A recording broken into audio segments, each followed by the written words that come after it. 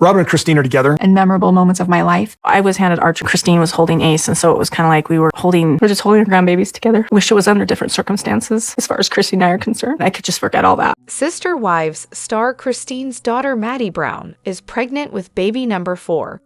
I was so confused at first. How could she be pregnant again when she's currently pregnant on the show? Then it hit me, duh, this season was filmed 2 years ago. Yet another grandchild Kody will probably never meet. But seriously, huge congrats to Maddie, Caleb, and their little ones. Based on what we've seen on the show and her socials, Maddie seems like such a rock star mom. I just hope she can juggle 4 kids as smoothly as she manages 3. However, the reality star Robyn should have told Mykelti something like, "Hey, I'm honored you want me here, but out of respect for your actual mother, I'm going to bow out gracefully." But no, she shows up anyway, making everything uncomfortable for everyone. And Mykelti? She's delusional if she thought this was ever going to go well. Cue the fake tears from Robyn, because of course, she got exactly what she wanted, but surprise, surprise, she didn't expect all the other wives to walk away and take the money with them. Bet she didn't see that one coming. And Mykelti acting like Robyn is on the same level as Christine? Ridiculous. Christine deserves a medal for dealing with this nonsense from her own daughter. But Robyn, she can't even manage a single graceful moment. She could have at least acknowledged Christine, said something like, "I'm happy to share this moment with you." But no, she's too busy playing the victim, painting Christine as the bad guy. Fast forward to today, and here we are. Robyn isn't even holding or talking to Christine's grandkids. Shocking, right? Mykelti, just like the other 13 OG kids, finally sees Robyn and Kody for what they really are. They didn't even bother to reach out to Mykelti on her birthday. But Christine? I'm willing to bet she did. It's a shame this whole thing was soured for the real grandmother who actually matters, Christine. And can we talk about why the show is still stuck on Mykelti and Tony's pregnancy? Do we really need a gender reveal for babies that were born 2 years ago? The party dragged on forever. We get it. Christine, Robyn, and Kody didn't talk. Can we move on already? Personally, I'd never put my mom in such an awkward position. I don't sit in rooms filled with tension just for the drama of it. Christine had no choice, but Robyn, she sure did. I get that sometimes you have to tolerate certain situations, but something this intimate? Absolutely not. Robyn should have sat Mykelti down and gently said, "Thanks, but no thanks." What really blows my mind is how loyal Mykelti is to Robyn, knowing full well that she and Christine don't get along. As a daughter, my loyalty would always be with my mother, no question. If she has enemies, they're mine too. Hey there, fabulous folks. Welcome back to Reality Nexus X. I'm Elena, and I can't wait to jump into some intriguing discussions with you today. So let's not waste any time. Let's get started. Kody Brown from Sister Wives is really leaning into his paranoia, and it's starting to expose the dynamics in Robyn's household. Honestly, I've been scratching my head for a while now, trying to figure out why he's suddenly obsessed with the idea that the original 3 wives are gossiping about him to their kids. Then it hit me, he practically lives at Robyn's house, so of course he assumes that's normal. I can just picture her in the background, molding her kids' opinions about everyone else in the family. Naturally, Kody thinks the other moms must be doing the same. And let's talk about the infantilizing. Kody keeps accusing his older kids of being manipulated by their mothers, as if they're mindless drones, just repeating what they hear. It's baffling because these kids are adults with their own thoughts and feelings. But considering how Robyn's kids are coddled like they're still in diapers, it's no wonder Kody sees the family dynamics this way. He's completely warped by what goes on in Robyn's home. Honestly, it's almost comical how out of touch he is. Once again, Kody is projecting his own issues onto everyone else. Maybe he should take a good, hard look at what's happening within his own four walls instead of pointing fingers at the rest of the world. And let's not pretend Robyn and Kody aren't gossiping about the other wives in front of their kids. Remember last season's goodbye party? Little Ari casually told Christine she needed to start dating. Clearly, these kinds of conversations are happening where the kids can hear them. Moreover, Sister Wives star Meri Brown and The Kitchen, what a delightful combination. I'm currently rewatching Season 3, and I just hit that episode where the Darkers show up and casually drop the bomb about sharing a kitchen. Meri's dramatic meltdown. She goes on and on about how Kody thinks it's abusive for the wives to share kitchen space, and she admits she hasn't exactly been a peach to Janelle. Meanwhile, Janelle looks like she'd rather be swallowed whole by the earth than engage in this conversation.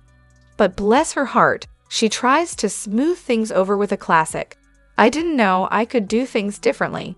Classic Janelle, always the peacemaker. Honestly, it feels like neither of them has a monopoly on kindness here. Let's not forget there were also two young women thrust into this tangled mess, trying to figure it all out while navigating the complexities of plural marriage. It was a recipe for conflict from the start. But this whole situation got me thinking. I mean, I could share a house and a husband, sure, why not? But share my kitchen? Absolutely not. I'm dead serious here. I can't stand anyone else in my kitchen unless I've specifically summoned them for a task. Seriously, don't even think about helping me. My ex used to lose his mind when my best friend came to stay and didn't help. I had to explain that I don't want anyone in my kitchen. And my bestie gets it. She's not just some kitchen intruder. So, am I the only one who feels this way? Is there anyone else out there who can't stand having someone else in their kitchen unless it's explicitly their idea? Or is it just me, my bestie, my sister, and apparently Meri and Janelle? For me, kitchens are sacred spaces where I need to feel totally in sync with whoever's around to actually relax. If there are other people buzzing around, my focus goes out the window. And let's not forget the elephant in the room.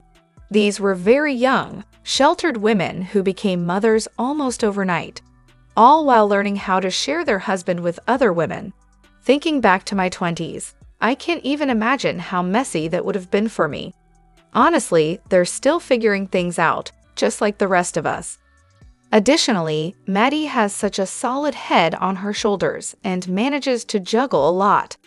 Maddie got married young, but she's really matured since then, doing an incredible job raising 3 kids, being a soft place for her mom to land, and serving as the voice of reason in her family. That can't be easy, especially with so many of the older kids either living in a nostalgia bubble or having left the show altogether, which honestly I totally get. But Maddie, she navigates it all with so much grace, and I'm genuinely proud of her. Now, let's talk about Kody and Robyn. I recently had a light bulb moment about their dynamic. Robyn came into the family as the quintessential damsel in distress, showering Kody with attention and praise.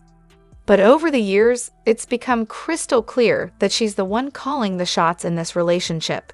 She talks over him, puts her hand over his mouth when he tries to speak, and dishes out attitude like it's going out of style. And let's not forget how she's straight up told him to step up more with the kids, and he actually does. Talk about a power shift. I think Kody was initially just smitten with her looks and all that sweet talk, which only inflated his ego even more. But here's the kicker. He's witnessed Robyn alienate her ex, make awful implications about his own kids, and blame his other wives for her children's discomfort.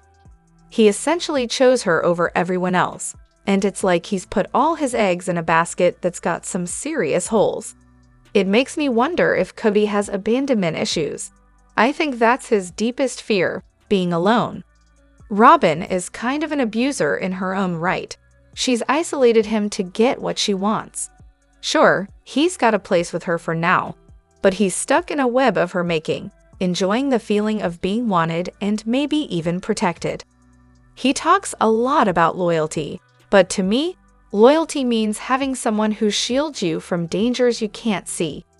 I just can't help but wonder if he'll ever wake up to the reality of his situation. A guy as needy as he is must really struggle with the fact that he's become the villain in this story. Furthermore, it's really giving off some serious deadbeat dad vibes. I've been binge-watching the older episodes, and now that I'm caught up, it's hard to ignore just how absent Kody has always been as a father. He's now trying to rewrite history, claiming he never wanted the other wives. It's like he's hell-bent on creating this new family with Robyn, while completely abandoning any relationship with his older kids. Honestly, it feels like the classic deadbeat dad scenario after a divorce. He gets a new wife and conveniently forgets about the children from his previous marriage.